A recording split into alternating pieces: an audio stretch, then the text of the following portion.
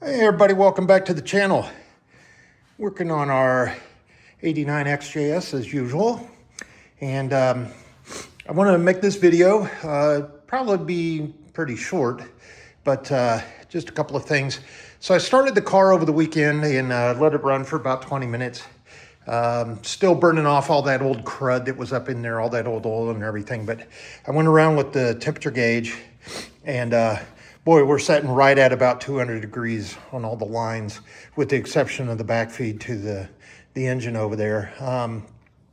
It got a little low on transmission fluid, and that's one of the things we're going to rectify later on, is change the fluid and the filter out. But in the meantime, it runs great. Air conditioner doesn't come on. We got HVAC problems. That's the reason for this video. But the clutch doesn't come on, and I think we need to charge that. So I bought a couple of cans of that EnviroSafe. It's R12 compatible, and I'll get my manifold gauges out there when it's time to do so. Right now, the clutch isn't engaged. Everything's, spinning freely. And I'm going to leave it at that. The other thing, I was reading on the forums, and I think one of the individuals on YouTube actually talked about these yellow fans, the original stock fans. If the tips are kind of, I guess, worn down from rubbing on anything, that can be your engine mounts, but 9 times out of 10, it's going to be the transmission mount out there, that spin back there underneath the transmission. It's that spring with the bushing thing in there, convoluted Jaguar smoothness in the operation thing they engineered. And that causes the entire engine to kind of set like this. It causes your fan blades to kind of come up like this and then rub on the top. Alternatively, if your engine mounts are shot, that'll cause the engine to tilt down like this, and then the bottom portion of your radiator shroud will interfere with your fan. And that is the original fan clutch and all that. It's the 4-bolt version, and I know I need to replace that. I just got through ordering some replacement Jaguar OEM 20-pound and 16-pound because we had an antifreeze leak coming from here, and this gasket in here is just, it's probably as old as the car. It's just pretty much shot. I can't get any seal. And it's not so much this one down here, it's this one here. And I'm not gonna rebuild a radiator cap when they're, $20. And especially when they're OE or OEM. All right, so purpose of this video, electrics. So engine ran fine. It's got a little bit of a stumble whenever you mash the gas real fast. Like if I just, hit the throttle, it kind of stumbles a little bit and then goes. I haven't checked the timing. That's to-do list on the agenda. And then we're going to go back and we're going to replace the spark plug wires. Once we get the funds and the time and dedication to do that. I did check the ignition amplifier. Everything works. The coil here and the secondary coil is fine. All of the sensors and everything here, whenever I was doing the initial preliminary checks, all checked out fine. This vacuum gauge does operate, and the reason I'm bringing that up is because that affects the hot coolant going into the HVAC system, and there's a temperature sensor in there. I'm going to get a little bit more detailed in just a minute. But in the meantime, if you have any questions, I think someone else on the YouTube channels, I'm not sure who it was, sorry I can't give you credit for that, but on this particular XJS, if you're sitting in the car and you're behind the wheel, the driver's side is left, the passenger side is right. That's going to be important whenever you're reading those schematics of the electrical system and all those diagrams. So over here on the right-hand side, passenger fender, you have your starter relay, and that's a Lucas 22A. You have your air conditioner relay, and then you have your thermal cutoff for your air conditioner over here, all right? Real important. Here's your ground right here. And you definitely want to undo that bolt, get a wire brush, clean up everything, especially the washer and all that. Put some dielectric grease and then tighten that back down. That's critical to have a good ground here because that's your fuel injection wire harness and everything on this side of the engine electronic schematic, that's your ground for over here. Now let's jump over to the driver's side. This is the ground for everything related on the driver's side, right here. See that?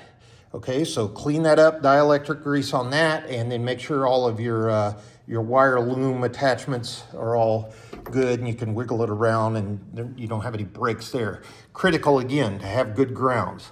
Not just at the battery post terminal, because your battery is all the way back there in the trunk. It's got to go up underneath here and then start a relay and everything like that, and that feeds the engine, okay? And then split it off and it goes to the electronics in the ignition system. All right, and then you've got a bunch of wires for everything up here in ABS system. And now we're on the driver's side. All right, let me reach over there and grab a flashlight real quick. I have the battery disconnected, and look at that, I got my new steering wheel, my little 15-inch steering wheel. Cool. Nice, firm, round grip, got it installed. I still have to get the horn button rigged up, and as you can see, I've got a lot of things disconnected in here.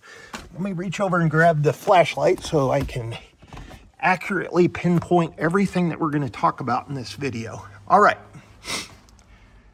Here's your fog lights, your parking lights, your headlights, your side marker lights, and then you've got another one just off, okay?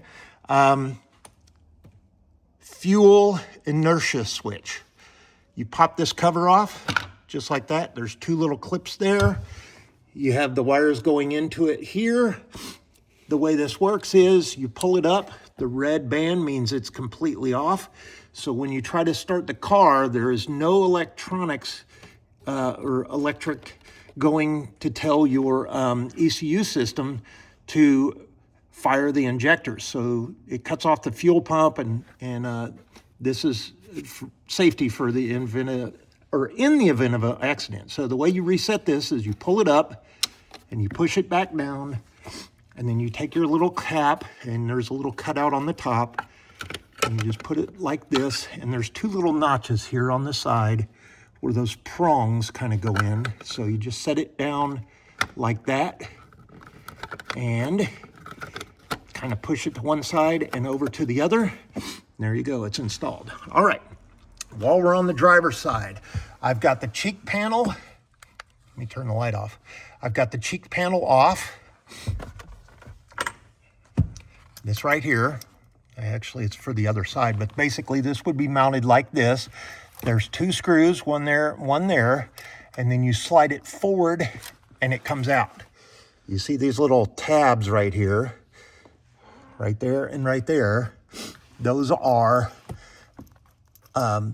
connected up underneath here. So, and again, I got this opposite. This is the one on the other side. So you get that off, and there is your HVAC system. This blue tube is from your blower right here. It goes up out of the Venturi, and then it goes down in, and that's where your heater and your air conditioning condenser are, your heater core, etc. This is the footwell heater area right here.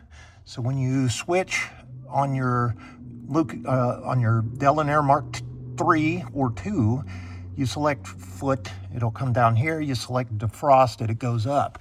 And it's all vacuum operated. So you see a lot of vacuum lines in here, okay? And a lot of vacuum servos and solenoids and everything like that. On this side of the car, there's one critical thing, and I'm gonna get right there. Do you see right there, those two little clear white prongs? That is a temperature sensor in the heater core tube. See that copper pipe? That is critical to be operational in order for the heater to come on. It won't, the Delair Mark III doesn't allow the fans to turn on without that little temperature sensor being operable. So what you can do is you can test it. You can take those two wires off of it, pull them down, and jump it with a paper clip, and then turn it. And if everything goes on, that means you've got a closed heat sensor. And if you unplug it completely, that means it's open. So that means that there's not getting any voltage from one side to the other. So you want to use that paper clip, and that'll allow your fans to come on. Now, it's one thing to check. The other thing to check is on the other side on the passenger, and I'll get into that side in just a minute, but that's to make sure you have power to your entire system, your whole Delair Mark II or III. Mark II is a little different. It has a cigarette box that is kind of a bunch of solenoids and real transistors and everything in it, and that controls a lot more.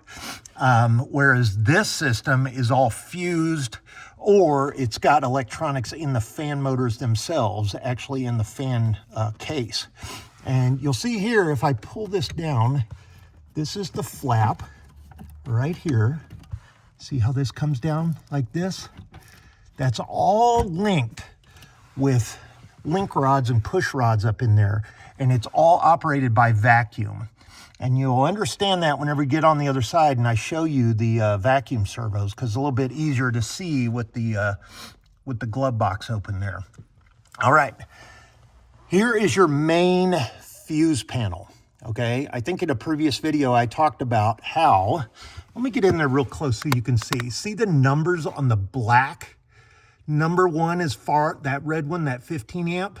Number 2 would be the 25 amp, and then so forth going down the line. And then you get down on the bottom row in the video, and there's 11, 12, 13 going this way. So when you look at your schematics, or you look at your electrical diagrams, or even your fuse box cover that tells you what fuse goes in appropriate hole, you got to make sure that the right amperage fuse is in the right slot. And the way you do that is use those little numbers on the fuse box itself. Now, above that, there is an open area here on this particular car. Then you've got your a relay here, a relay here, a relay here, and a relay here. And then obviously this one for the EFI, these fog light and headlight timer. Okay, this is a timed fuse. That's your delay. This is your main, this one right here, right there. That is your main, what do they call it? Well, that's the main one for all of your power to go from when you turn your ignition switch to on or to run. That supplies all the power to all your fuse bank over here and everywhere, okay? Then this blue one right here, or blue taped one, it's actually black. That is your flasher. That's for your hazard lights, and that connects to your hazard button right here, and that connects to your turn signals. Now, in my case, this has failed. So I pulled that out, and why is that tape on there? Well, let me pull it out, and I'll show you. And this is kind of funny because it's not on the electrical diagrams anywhere.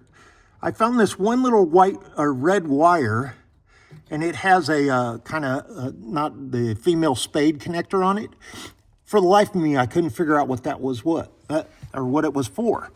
And to be honest with you, what I did was I used AI. I went to, and I asked AI, I took a picture of it, and I said, this is the flasher on a 1989 Jaguar XJS, and where does this red wire that's taped to the flasher relay go? It came back and said, that is for your trailer lights. So it's unused, so it's just taped there to make it easier. So whenever you pull that flasher down, you can plug in trailer warning light or whatever you need to do. I'm not sure if it's always, I think it's fused, but I don't think it's always 12 volt on. Someone could probably correct me if I'm mistaken. All right. In order to get power to your dash lights, your rheostat that would be connected to these 3 wires here, your HVAC system, your radio and everything like that, your main relay has to work. Okay, so I tested that, it's bad. And it's just a normal Bosch like 3040 relay. You can get it AutoZone, Napa, whatever.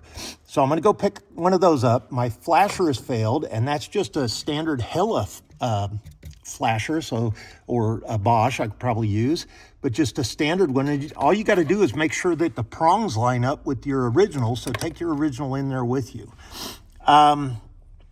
So the way you check these is obviously there's other videos on YouTube, but you go and you get your multimeter, and if you have a spare 12-volt battery, specifically 12 volt, you align an inline fuse in the wire that you use to test it so that it pops the fuse instead of your, burning up your relay, and you'll go through there and you'll test it. That was the only thing I found wrong. I've replaced all the fuses. This is a blank one. There is no wires in there, as you can see, no connectors, nothing like that. There's a couple that are kind of loose. So when you go like this and kind of wiggle them around, and that's just because, that's probably the one that was always 12 volt feed, that someone put that little brass like strip in there and then ran a wire when they were hot wiring it before I fixed the ignition switch, all right? Now, your ignition switch itself is connected right here, this big giant plug right there, and it comes and goes up in there, and then it's grounded, and then it goes through here, and see all those colored wires? This actually acts as your switch to provide power to certain things once the power goes through the relay. So that ignition switch tells that relay, okay, it's in the on position. The headlights obviously are going to work. Your turn signals are going to work now. Your HVAC should come on. The radio should come on. And so long as that temperature sensor up there, then your heater fans should come on. All right. So enough on this side. There is a couple of other things under here. This is your brake light switch. And then obviously your gas pedal, and then your cable connects right up in here and goes up through the firewall and then up to the throttle linkages and stuff like that. All right. So there's a real good shot up underneath there. There's a lot of wires, a lot of sensors.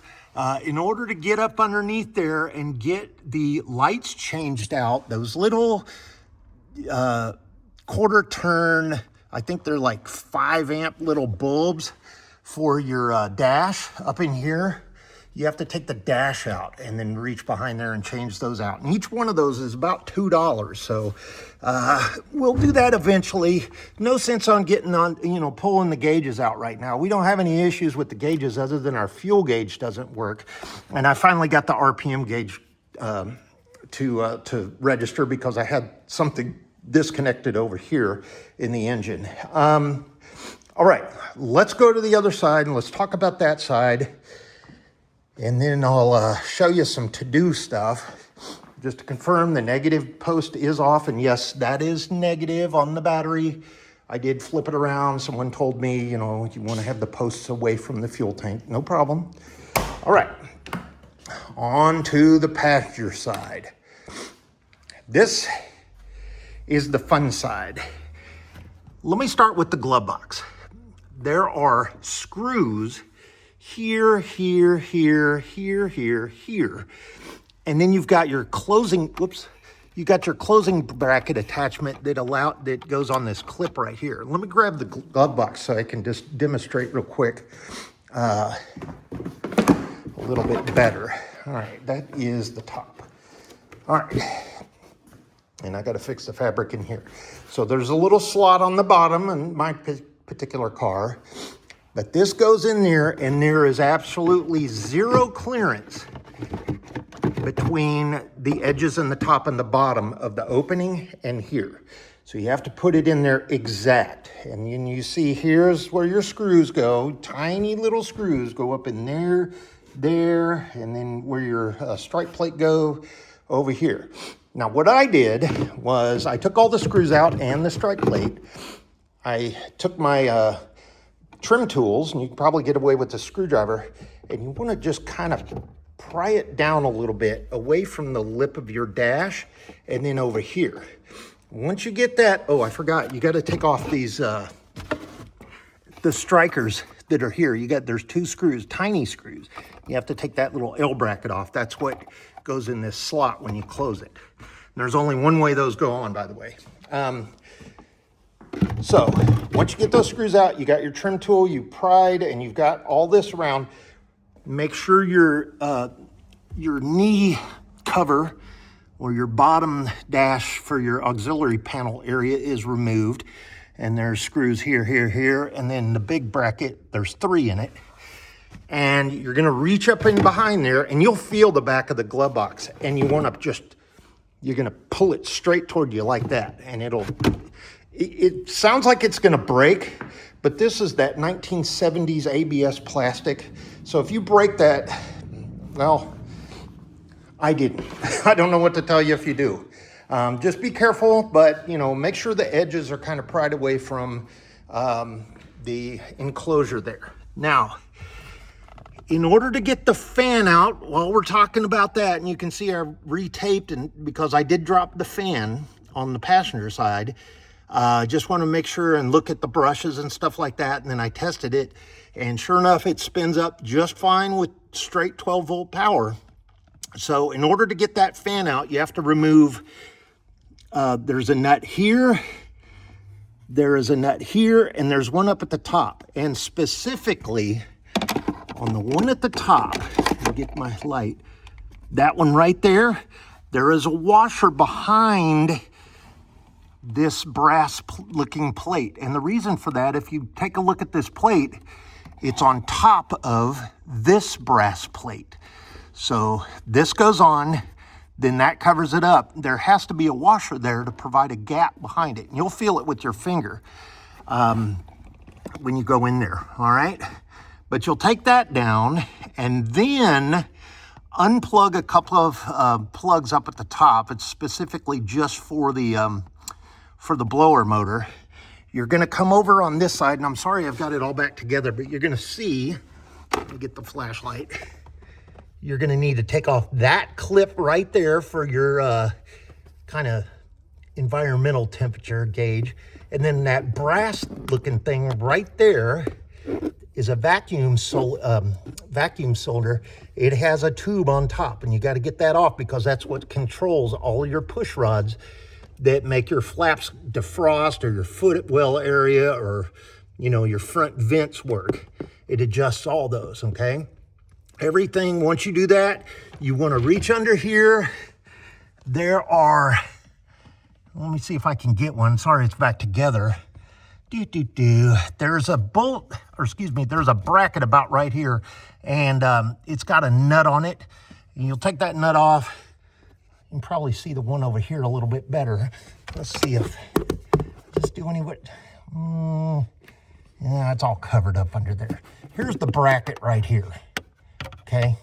This, on the bottom, it doesn't have an attachment nut, but on the top up there, and what you do is you get a long extension with the appropriate sized socket on it, undo the top ones and the bottom ones, and then open your flap. Once you got all the wiring in your vacuum tube pulled off of your little cinder there, you're gonna open the flap. So you're gonna reach back here, you're gonna open the flap, and then you're gonna pull straight down. You can't get the blower motor out with this closed. It has to be opened. There's some geometry up there in the opening of the dash for your defroster that doesn't allow it. Now, once you get that down, my model of XJS is 1989, so all the electronics are internal with the exception of that little ambient kind of sensor on the side. So, I mean, you're going to have to be, if your motor's bad in there and you want to change the brushes, it looks like you're going to have to figure out a way to do that, or you're going to be drilling out some rivets. A lot of people use a Dremel for the rivets. There's actual drill bits made to remove rivets. Invest in a set of those. It takes the top right off, and then you can just push the rest of the rivet out the bottom, all right?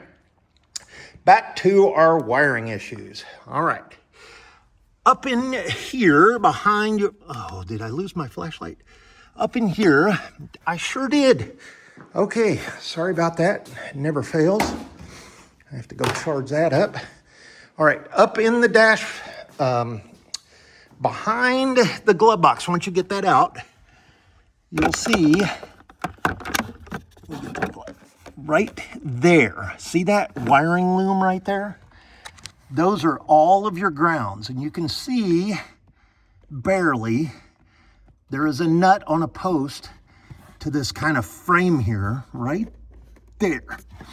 And that is your main ground for all of your interior wiring harness on the passenger side. So you want to undo that nut a little bit, get you a wire toothbrush up in there, scrub it a little bit, and then take some electronics cleaner, spray in there, let it dry, crank it back down with some dielectric grease, and you'll be good for many, many more years.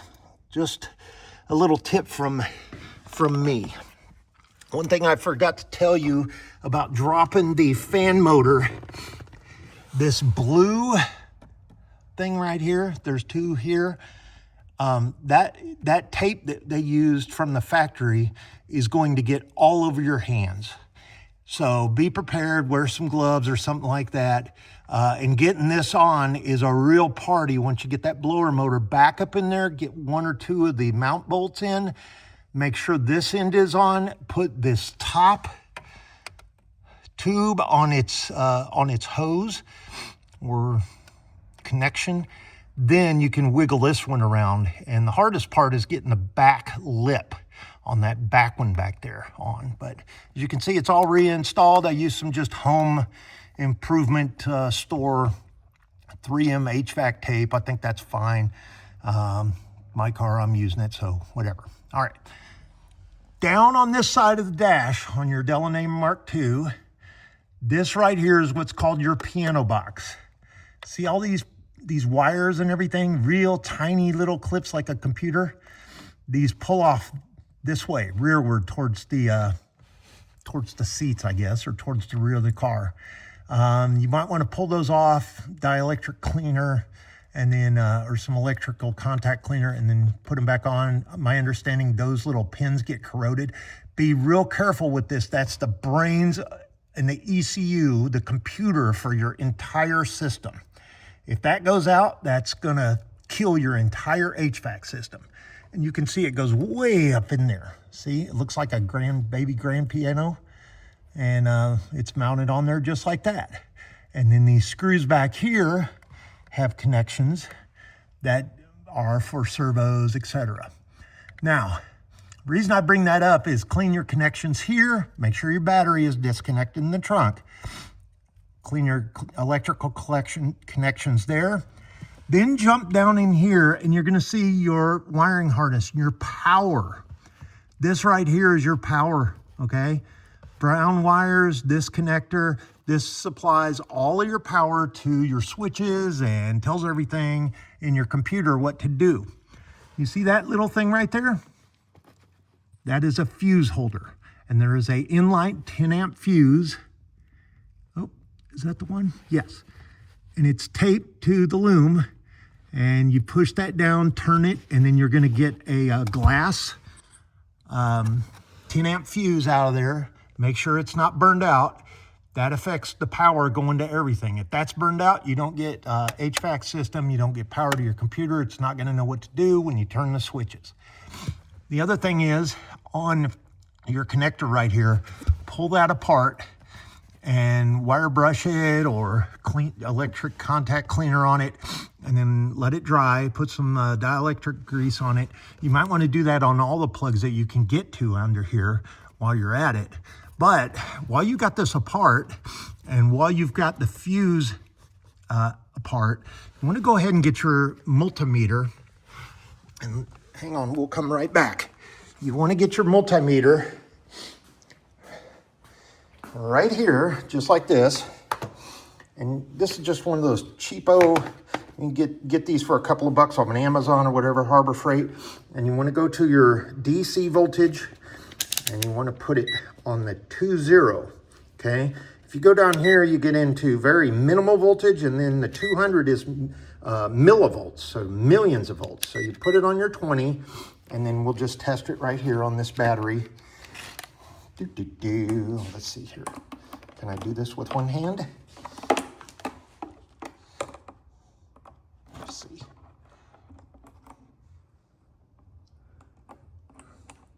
I can't do it with one hit. Anyway, you'll put it on there, and then you're gonna take this over, connect it. COM is always black, that's your ground. And then if you wanna have it fused for something with more than 10 amps, you can go ahead and put your red plug over here, your positive. But typically for ohms, milliamps, amps, and voltage, V, ohms, milliamps, and amperage, you wanna, just turn it over here, set it up just like this.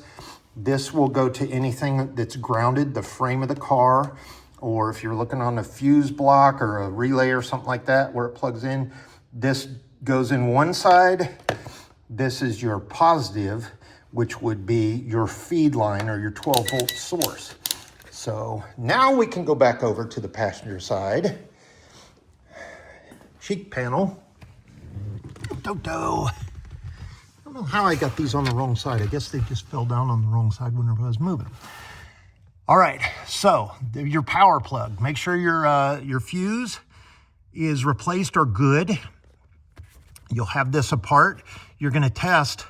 Take your red lead, your red lead from your multimeter and stick it in one of the holes on the plug, and then take your black lead and touch it on the ground right here that all the ground wires are connected to, and you should get 12 full volts at that right there, okay? Because that is feeding from your ignition switch and your main relay I showed you over there on your fuse panel, all right? One of these is gonna have a solid 12 volts, and the rest of them are gonna be like feeding your lights for your knobs and stuff like that. But you've got to have power in the fuse. So you can take the fuse out and actually test the feed side, or the side where the power comes from, closest to the fuse box over there. And then if everything works out, you'll go ahead and close this. In my particular case, I was getting no power whatsoever to the fuse holder or to this, to my brown wires, according to the schematic or electrical diagrams. So that told me that go to the feed side and go over there. Check the ground first, clean those up, then go to the feed side and see if I'm getting power at the fuses. I wasn't on my 25 amp fuse. This is the one on the passenger side, so it's in the appropriate slot, and it's not blown or anything, but I wasn't getting power for the blowers. Okay, and obviously the brain isn't gonna work, so the switches aren't gonna work, and I couldn't set it on manual or thermo or anything like that. And I did ensure that temperature switch or temperature sensor up in the heater core tube, that was working. And I even jumped it when I was troubleshooting. I couldn't figure it out. So now I've got it down to, in my case, I think we've got a bad relay. I'm gonna replace it. Hopefully everything comes to life. If not, our HVAC system brains, more than likely shot. And then what do you do?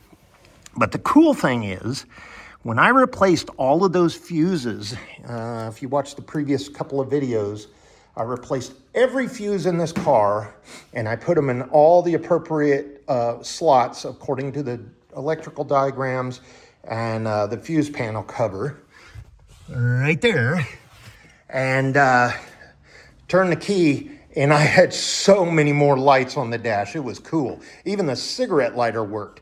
And you see my window switches. Yeah, okay. We'll get to that in just a second. The other thing critical on the passenger side and the driver's side, if you have passive, these mouse-operated seat belts, these automatic ones that go up here and back, they get jammed up all the time anyway. 9 times out of 10, the reason those things get screwed up is because this switch is worn out right here. This is your door switch. Now, some people say in an emergency, what you can do is tape you a penny or a quarter right there on the striker plate, so it'll push that in further. But what happens is, over the course of time, this thing going in and out, the contacts get worn out, and then obviously the housing rubs onto this little plastic button, and there's a lot of play in there, okay? So you can clean that up or you can replace it. Same thing on the other side, and that affects your lights coming on, your seat belts, and then on the driver's side, you've got a fasten seatbelt warning on the dash. All right, enough about that. Go ahead and close that up. All right, remember I was talking about the window switches? Yeah, okay, here they are. All right, they are the original Jaguar switches. I've taken it apart, I've cleaned them twice. And if you see the part numbers, DAC 891 and 890, 891 is the driver's side, and the 890 right there is the passenger side, okay? And the two prongs on it go towards the front of the car, these two right here. So it sits in there kind of like, oops, kind of like that. And then you've, on the perfectly new ones, you have your little window up and down thing where the bottom of the window in the picture is facing towards the rear of the car. All right. Make sure you put them back together that way. And I went back and I reconfirmed everything. I used contact cleaner, this electronic cleaner. I wiped everything off. I got all the grease off of them. I made sure the contacts weren't, shorting out or anything like that. And listen, oops, hear that? So the springs and the little rotating dial and everything. The funniest thing is after I put them all back together and I went in and tested it, I pushed them down a couple of times, up and down, and then they totally stopped working. I went back in there and I took them apart again, and the little wavy plate that connects your electric wires basically in here that makes the switch, that thing, it's kind of a upside down W, and then you've got your little, I guess, spring-loaded plungers that right in the middle of it. So it's always hot in the middle, and then this is up or down, and this is down or up, right? Each side here or here. So that one's always the hot one right there, or the middle ones anyway. And you can take that little wavy plate out of there and switch it around. Problem of it is you put it back together and they're so old, there's a little tiny, like a pinhead. Use this screw as an example. It basically looks just like that on the very tip of it. And it's like a little contact. And that had worn a hole basically in the contact plate down on one of the sides. And not only on one switch, it was both switches. So they're shot. And I went ahead and ordered some new ones. And apparently same model numbers, same part number and everything, left and right.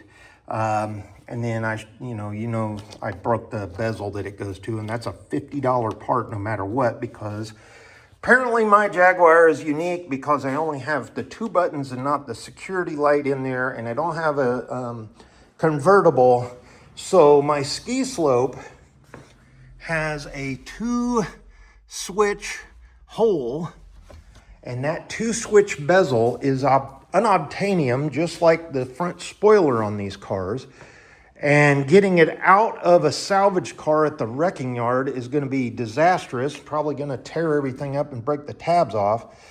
So one day after we get all the windows, fixed and all the HVACs fixed, I'll go back and I'll get that little thing, or that console, I guess, bracket, I don't know what it's called, the outline for the switches, and then I'll fix that.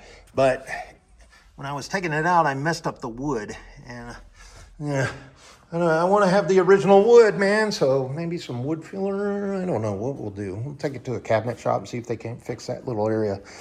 But on the switch, I tried to use all the other resources you guys advised, try to clean them up and everything, so I did that a couple of times.